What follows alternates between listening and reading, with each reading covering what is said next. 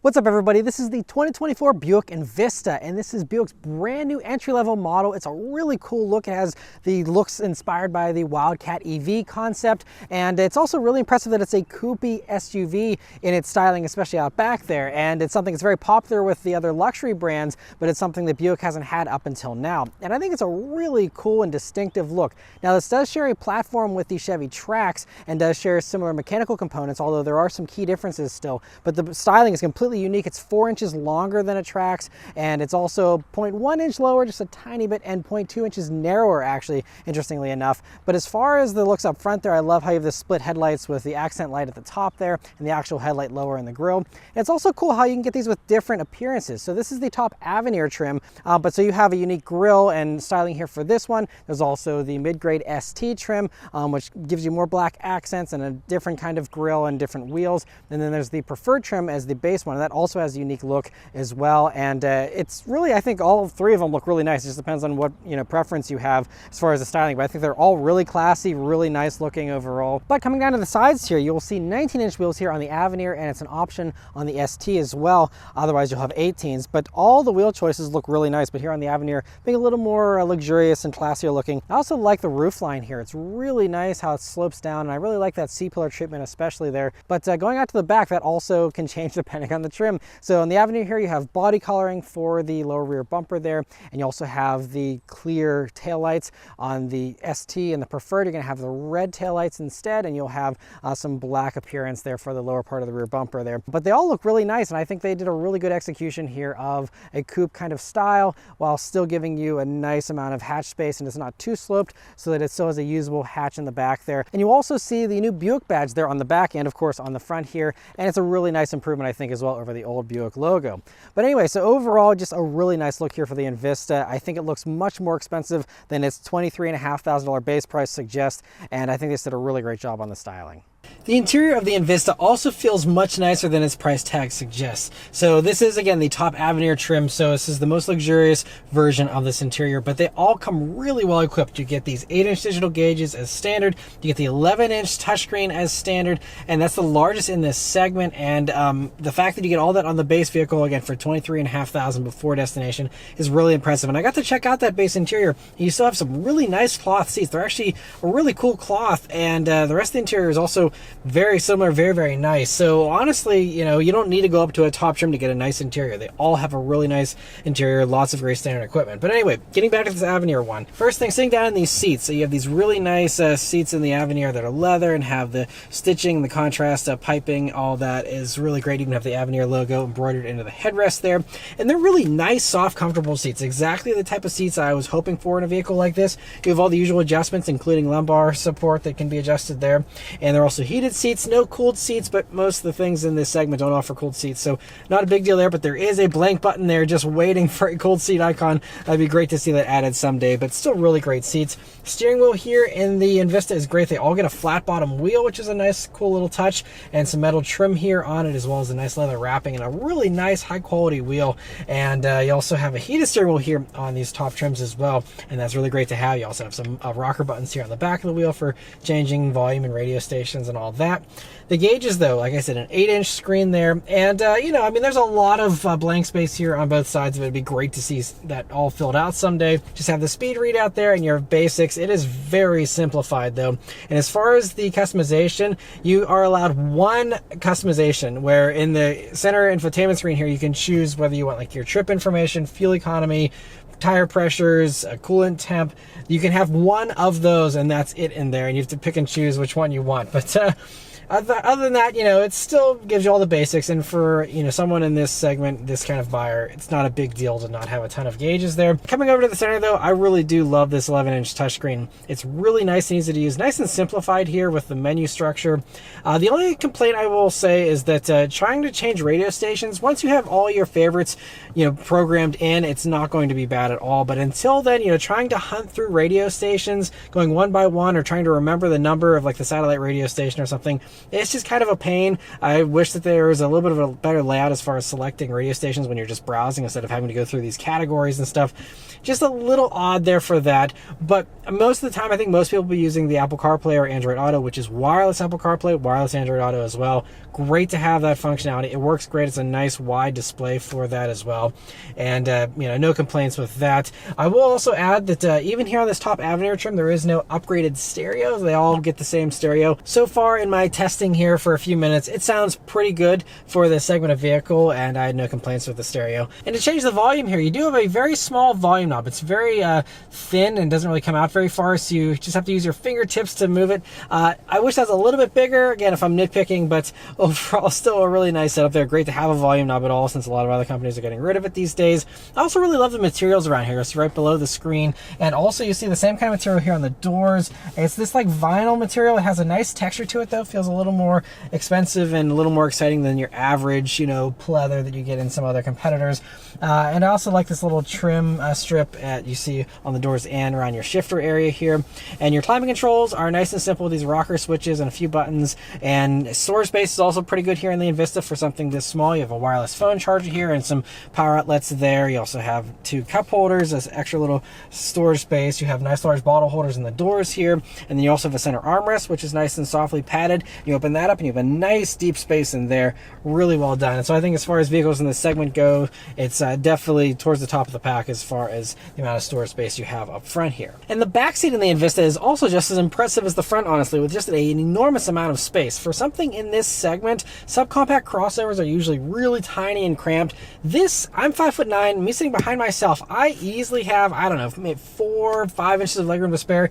It is unheard of. There's some compact SUVs in the segment up that have less legroom than this does. They did such a good job. It's the same amount of legroom as the Trax. As far as headroom goes, you still have a good amount of headroom here, again, me being 5'9". Now, with the sloping roofline, you do have a little less headroom than the Trax. So in the back there, you have almost an inch less headroom. It's 0.8 of an inch. And then up front here, you have 0.2 inches less headroom. And so, a minor sacrifice, but again, still plenty of headroom. So unless you're really tall, I don't think you're going to really miss the extra headroom that the Trax offers. And you also will see that you have a nice cubby there and some power outlets. You do have a full down center armrest though here in these upper trims. The base trim does not get that, but that has 2 cup holders. Otherwise, you just have the bottle pockets there in the doors. And it's just a nice, comfortable back seat as well.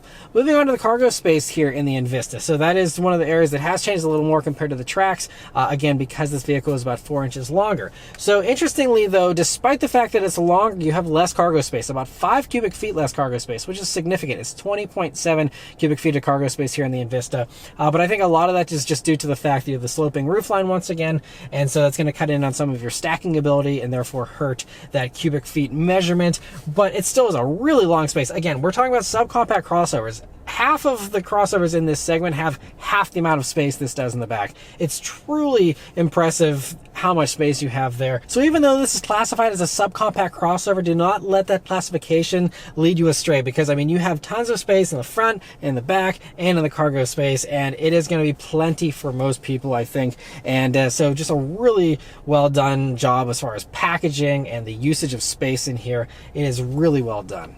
But let's start up and go for a drive. The Envista here has the usual Buick key, but it does have the new logo there on it. And a nice key, nice and small, and has a little bit of metal at the bottom there. And so I really like it. But of course, it is keyless access, keyless entry, and push button start. So you just leave the key in your pocket, hit the engine start button, and it starts right out. All right, so setting off here in the Envista. So the first thing you notice about it is that you have pretty good visibility here. You have fairly thin A-pillars and a good view out of the sides. View out of the back isn't the best though. That's one concession you do make here because of the more coupé proportions. And so it just means that, you have a little bit of a more narrow view there, but it's not too bad. It would be nice to see a camera rearview mirror. That's not an option here on these, at least for now, but that would certainly help solve that issue. But otherwise, I mean, very easy to drive, doesn't feel too big or anything, and just is a really nice little thing to drive around in. And throttle response is also nice and responsive. This engine is this little 1.2 liter turbocharged 3-cylinder. It's really an overachiever. I already tested it again in the Trax. It's the same motor here in this, same horsepower, 137 horsepower, 162 pound-feet of torque, which is also a good bit punchier than a lot of other vehicles in this segment, I might add. Even though those others may have a 4-cylinder, this Turbo 3 really is an overachiever, I think, and is really nice and strong. It's also paired with a 6-speed automatic, which isn't perfect, but it's honestly pretty predictable and feels a little more normal than some of the CVT slushiness you get with some of the other competitors as well, and just feels familiar and like what you're expecting and probably wanting, you know, in a driving experience. Other things here, steering is nice and light, but very accurate and just feels really good. It's not overly light or anything, but I think it's very appropriate for a vehicle like this. Brakes, as I'm leaning on those, also start to bite right towards the top of the pedal, but it's a nice gradual progression with the brake feel, so it doesn't, you know, feel too grabby or too lazy or anything. It's kind of, you know, a really nice setup. And other things, so this does have active noise cancellation technology, and that combined with just this whole vehicle just being pretty refined overall, again, for this segment, it's been nice and quiet so far in my driving, and I've been pretty impressed. We got cars passing by us right now, and I mean, it's actually pretty quiet, again, for this segment of vehicle where there's a lot of others that don't have very much refinement, and the fact this one does is really nice. But let's try out an acceleration, shall we? We're just rolling at about 5 miles per hour, and here we go. Okay. There we go.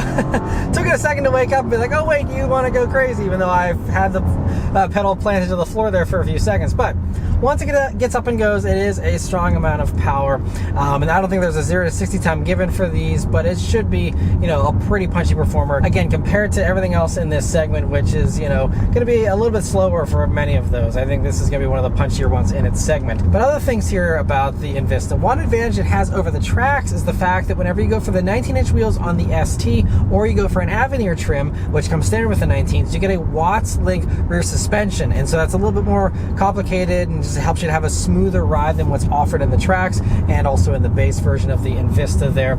And the base ones will come with a torsion beam rear suspension, which would be totally fine again for this segment as well, but this just allows it to be a little bit more refined. They also, for the Envista here, adjusted the track, so it's actually 0.1 inch narrower in the front and 0.7 inches narrower in the rear, and I believe that's just a concession that was kind of made for the styling and to tune it to drive the way Buick wanted it to drive compared to the Trax.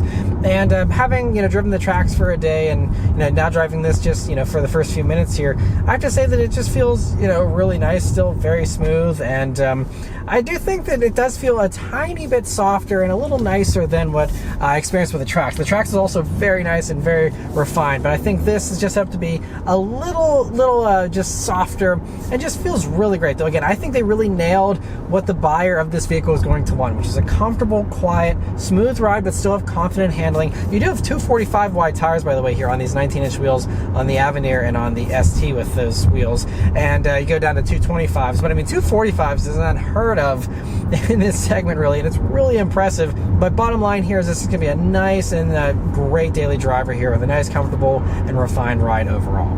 One other important thing to note here, though, about the Envista is that just like the Trax, it is only available with front-wheel drive. And if you want all-wheel drive, you're going to have to go up to the Encore GX, which also does get some refresh styling here for 2024 and some nice improvements like these new screens on the inside of it as well. But that's going to be the way to go if you want to get all-wheel drive. That also gives you a slightly larger engine, 1.3 liters instead of the 1.2 here in this. So tiny little improvement there, not much punchier, but does give you that very important all-wheel drive option for those that must have that.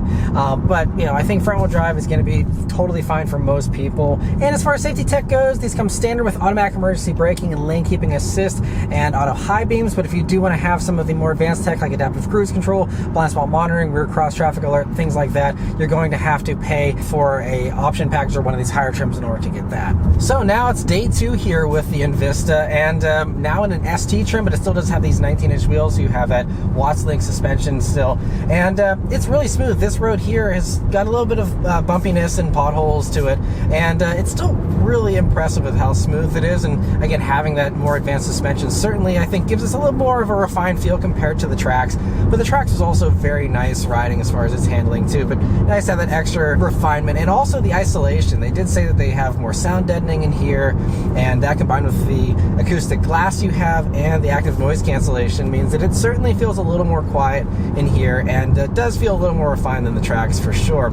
And another thing, so we do have a few corners here we've been going around, and another thing I'm really appreciating is just how light these are. I don't know how they managed to keep it so light, but these are about 3,000 pounds for the base trim, and even a fully loaded Avenir is like 3,100 pounds. It's insane how light they are these days with the usual norm of vehicles being 4,000 pounds. And so it just means that, you know, it just feels very agile, just feels very tossable and approachable. And again, especially paired up with these wider tires here on these upper trims, it just gives you much better handling than you might be expecting for something in this segment. And I mean, most of those in this segment do not have 245 wide tires on them. So it's a really impressive setup, and it's just been a really nice thing to drive. I still like how the steering is nice and light. It's exactly what you want for something in this segment, I think. And so the other things that I mentioned here, so we've been driving a little bit longer here this morning, and my observed fuel economy so far has been just under 27 mpg. And that's pretty spot on, because these are rated at 28 mpg in the city, 32 on the highway, and 30 combined. And so, you know, really good to, again, hit that 30 mpg mark in something like this. That's part of it, again, having that lightweight, having the small little engine. Those things are going to really help you, you know, most of the time, as long as you're not really using that turbo boost all the time. But just cruising around here on some highways and some higher speed back roads here, it's, you know, been very efficient. And you know, it's not the most efficient out there. If you want the most efficient little subcompact crossover, the Corolla Cross Hybrid is going to get, you know, like 10 mpg better, but that's also a good bit more expensive. And that brings me to my final point, which is the pricing and how this compares to its competition. And that is where the Envista really is basically untouchable, unless you're also considering the tracks, which does come in $2,000 cheaper for its starting price. But I have to say, I think really that preferred trim for the Envista here is the best value in the whole lineup. And it's honestly, I would take one of those even over the base tracks, because yes, you're paying $2,000 more, but for that $2,000 extra, you have auto climate control, you have the digital gauges, you have the 11-inch screen. A base tracks has traditional gauges and a smaller 8-inch screen. And you know, there's several other things. For example, you have push button start. There's the availability to get a heated steering wheel and heated seats even in that base trim. But I mean, that base trim, again, being $2,000 more, getting the nicer styling, in my opinion, the extra length, you know, it's just a little bit of a larger and more impressive looking vehicle. You have the more impressive interior, the nicer materials. I wouldn't go for a Trax. I would instead go for a base Envista personally, spend that $2,000 extra, get a much nicer vehicle, have the extra refinement and all that of the Buick here. I think that preferred trim, I mean, the cloth, like I talked about earlier, is really nice still. You know, it still looks very nice. It doesn't look cheap on the outside or anything. And it's just a really strong value at $23,500, including destination, which is just unheard of these days. And even during Buick's presentation here yesterday, they were saying how only 15% of the cars on the market here in 2023 are priced under $30,000, which is insane, because that number was closer to 50% just a few years back. And so it just means that you know, there's not a whole lot of stuff that's really truly cheap. Even a lot of these subcompact crossovers have really creeped up in their pricing. And the Avenir trim, you know, can get up over $30,000 if you have an Avenir with a couple of options on it. And so that's where I think at that price point, it's less appealing. And once you're getting up to the high 20s, low 30s, there are a lot of strong competitors that offer or have all-wheel drive as standard, and you have more power in many of those, you know, and some extra features that this doesn't offer. Like, for example, the Kia Seltos, you can get cooled seats, you know, for something, you know, in the low 30s and all that. So the Avenir one, even though it's very nice, as I showed yesterday in that interior segment, you know, I just feel like at that price point, it still is a pretty good value, but it's just, you know, not quite as solid of a value as these lower ones. Even this ST trim, you know, starts just over $25,000. Again, a really solid value for something like that as well. Now, this one has a few options on it, I believe, like the 19-inch wheels and all that, that add on some extra money. But, you know, it's just really impressive at even that $25,000 price point.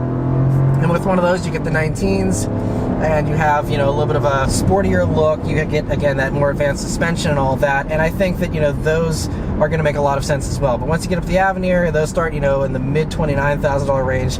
That's where, you know, these start to get a little less appealing. Still awesome. It's still, you know, basically the only coupé SUV that's offered in this segment. And, you know, it's a lot bigger and it's a lot more luxurious looking than most of the other competitors.